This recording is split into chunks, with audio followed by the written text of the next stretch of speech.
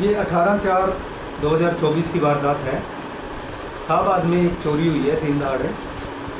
जो घर का मालिक था नीरज गुप्ता, वो उसकी मदर जो मिथिलेश गुप्ता है उसको लेके फोर्टिज अस्पताल में गया हुआ था मोहाली में, और उनके घर में पीछे से फुल टाइम मेड इन्होंने रखी हुई है। वो रह रही थी, मतलब उस दिन भी वो अपने घर पे मौजूद थी। और ये जो लेडी है कमलेश, ये करीब 2 साल से इनके घर में बतौर मेड काम कर रही है। तो जब ये उस दिन वापस आए हॉस्पिटल से, इन्होंने देखा कि इनकी मेड जो है वो बाथरूम में बेहोश पड़ी है और घर की जो अलमारियां थी और बाकी सामान था वो बिखरा पड़ा था। इन्होंने तुरंत पुलिस को डायल 112 को फ़ोन किया और पुलिस को सूचित किया। फिर इसको लेडी को हॉस्पिटल लेके गए और इसको वहाँ हॉस्पिटलाइज कराया। बाद में जब इसको होश आया कमलेश को, तो इसने बताया कि दिन में 2 लड़के आए थे टावर चेक करने के बहाने। इसने उनको मना किया, लेकिन वो ज़बरदस्ती घर में घुस गए। पहले इसके पीछे पीठ पे उन्होंने कुछ हैवी चीज़ मारी और फिर इसके मुंह में कोई नशीला पदार्थ डाल दिया, जिसके बाद ये बेहोश हो गई। और उसे नहीं पता कि क्या हुआ, क्योंकि जब सामान बिखरा देखा तो उन्होंने सामान देखा कि यहाँ घर में चोरी हुई है। और उसके बाद नेक्स्ट डे ये मुकदमा दर्ज हुआ था। तफ्तीश हमें मिली थी। तफ्तीश के दौरान हमने इनके घर के सारे CCTV कैमरे इस घर में लगे हुए हैं। सबसे पहले हमने उनको चेक किया। चेक करने पे पता लगा कि वो काफ़ी समय से ख़राब हैं। फिर हमने बाहर का व्यू देखा इनका, क्योंकि इनके बिल्कुल जस्ट सामने जो अपने एक्स मिनिस्टर हैं बेदी जी, उनकी कोठी है। आसपास के घरों के CCTV कैमरे हमने चेक किए और फिर एक कैमरे का व्यू हमें मिला जिसमें इनका आधा गेट दिखाई दे रहा था। और उस गेट में से जैसे काम वाली, दूध वाला, सब्जी वाला, वो कुछ लोग आते दिखाई दे। लेकिन वो जो इसने बताया कि 2 लड़कों ने वारदात करी है, वो लड़के कहीं भी दिखाई नहीं दिए। फिर हमने इसको सख्ताई से पूछताछ की। फिर इसने बताया कि इसका मोबाइल जो था वो भी वो साथ लेके गए हैं।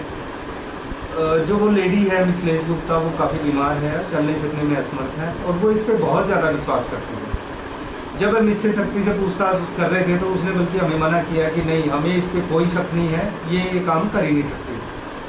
फिर नीरज गुप्ता को कह के या पड़ोसियों को, उनको 1-2 को समझा के हम इसको पूछताछ के लिए यहाँ लेके आए। और जब इसको सख्ताई से हमने पूछताछ करी तो इसने बता दिया कि चोरी इसी ने की है और वो जो बेहोश वाला था वो सब ड्रामा था जो इसने रचा था।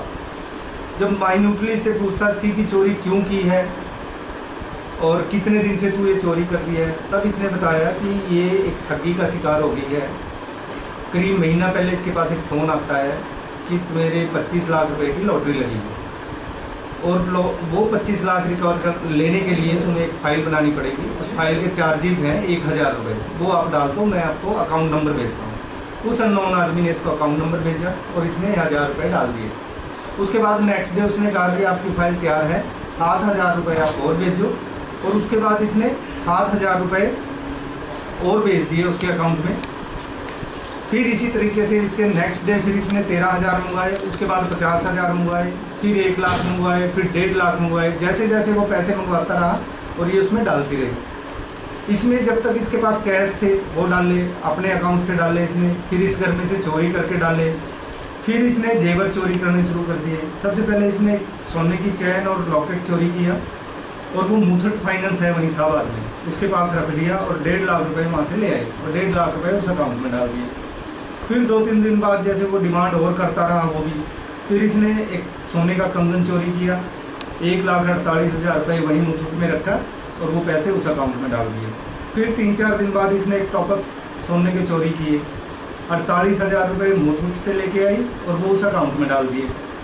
फिर 4-5 दिन बाद इसने दूसरा कंगन चोरी किया, 1,48,000 रुपये में वहीं मुथूट पे रखा और वो पैसे उस अकाउंट में डाल दिए।